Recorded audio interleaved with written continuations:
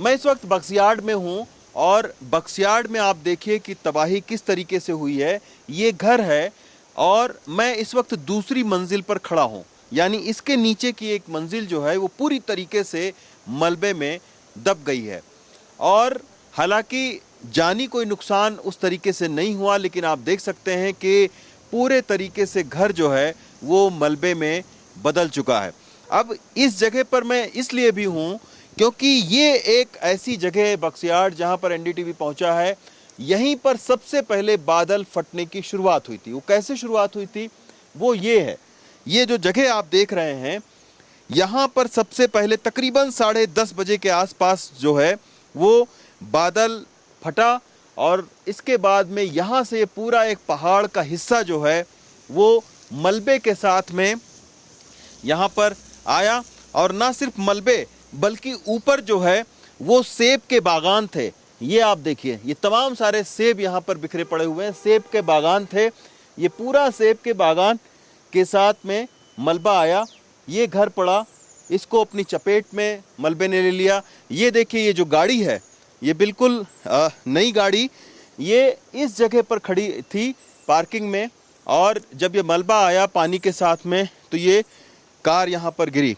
अब ये जिनका घर है इनकी भी खुशकिस्मती है, ये सुदेश हैं, ये जो बैठी हुई हैं, ये अपना यहाँ दस्तावेज तलाश रही हैं।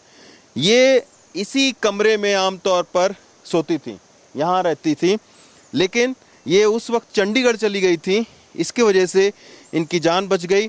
ये सुदेश हैं, इनके मम्मी हैं, माताजी हैं, ये पिताजी हैं, और ये जो हैं वो गांव के चाचा जी हैं। तो अब इनसे हम बात करते हैं। सारे लोग हताश हैं, निराश हैं, क्योंकि तिल तिल जोड़कर ज़िंदगी भर की जमा पूंजी इस घर में लगा दी थी और अब ये घर मलबे में तब्दील हो गया। आंटी जी, घर पूरी तरीके से ख़त्म हो गया। मैं एक दिन पहले भी यहाँ पर आया था, इस घर में कोई नहीं था। कहाँ अभी आप लोग चले गए? शिफ्ट औरों के घर शिफ्ट हो गए हैं। फिर उन्होंने सारा दिया कि जब तक आपका कुछ रहने का बनता नहीं तब तक हमारे घर रहो, तब तक रह रहे हैं।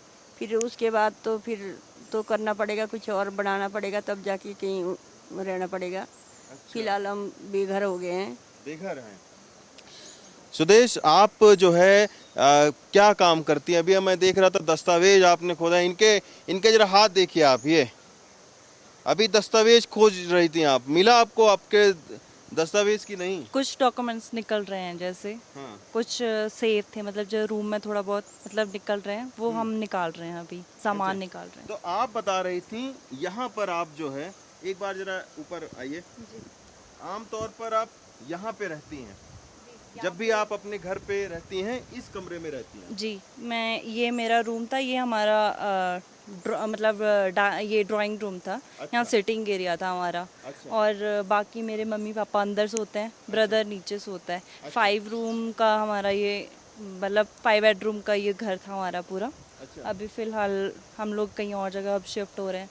अब वो सामान रखने में भी दिक्कत है। अब 5 कमरों का घर हम समेट भी नहीं सकते, अब थोड़ी सी जगह में तो उसको समेटना भी मुश्किल है। तो ये तो खुशकिस्मती रही कि उस रात आप यहाँ थी नहीं, वरना एक बड़ा हादसा आपके साथ। हाँ, वो उस दिन भी मैं अचानक से ही 3 बजे के बाद ही गई हूँ यहाँ से। अच्छा। मुझे कोई एक्चुअली जाना भी नहीं था, मुझे ऐसे ही पता नहीं क्या हुआ, वो मन की नहीं मुझे जाना है। मैं 3 बजे के बाद ही तैयार हुई हूँ, 3 बजे के बाद ही गई हूँ। अच्छा। और रात को ये सब चीज़ें हो गई हैं। तो ये आप देखिए। अच्छा, एक बात आप बताइए कि यहाँ से शुरुआत हुई थी बादल फटने की? सर, यहाँ से सबसे पहले तो बक्सयार्ड से ही शुरुआत हुई 10:30 बजे। 10:30 बजे से 11:30 बजे तक इतनी बारिश हुई। 11:27 पर मेरे ब्रदर जयवर्धन का फोन आता है कि मेरा पूरा घर चला गया।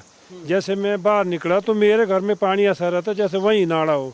अच्छा। मैं नहीं आ सका। फिर दूसरे दिन मैं 11 बजे पहुंचा यहाँ पर। मैं 7:30 बजे आया हूँ, 4 घंटे लगे। मात्र यहाँ से 1.5 किलोमीटर है मेरा घर। अच्छा, तो सबसे पहले बक्सयार्ड में बादल फटा, फिर जो है ये बादल गया थुनांग में। आप ऊपर जाता रहा। फिर नेटवर्क बंद हो गया 1:30 बजे रात के बाद। अब तो बोलते हैं यहाँ से जहाँ हमारे तो बगीचे गए, जो ये पुष्पराज का बगीचा है यहाँ ऊपर जो है, ऊपर सेब का जो, हाँ पुष्पराज का बगीचा है, उसके पास मैं गया। उसने बोला ना, मैं रोने लायक रहा। 1000 पेटियाँ सेब की है। और यहाँ साथ में सारे पड़ोसी के गए इनके, वो यहाँ नहीं रहते थे, एक परिवार रहता था उधर। वो भी शुक्र करो बच गया, सारा नाला उनके घर में आया, सारा तबाही कर दी।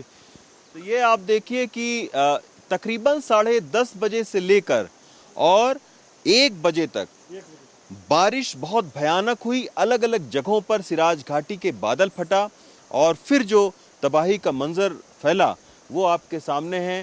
सुदेश का घर पूरी तरीके से तहस नहस हो गया। डॉक्यूमेंट अभी इन्होंने घंटों यहाँ पर खोजा है, कुछ डॉक्यूमेंट मिले हैं, कुछ अभी भी ज़मीन के अंदर दफन हैं। जयवीर जी आपका नाम है? जयवर्धन ठाकुर इनका नाम है। जयवर्धन जी, सरकार की तरफ से कोई मदद? सरकार की तरफ से चलो जैसा हो सकता मिल रही होगी।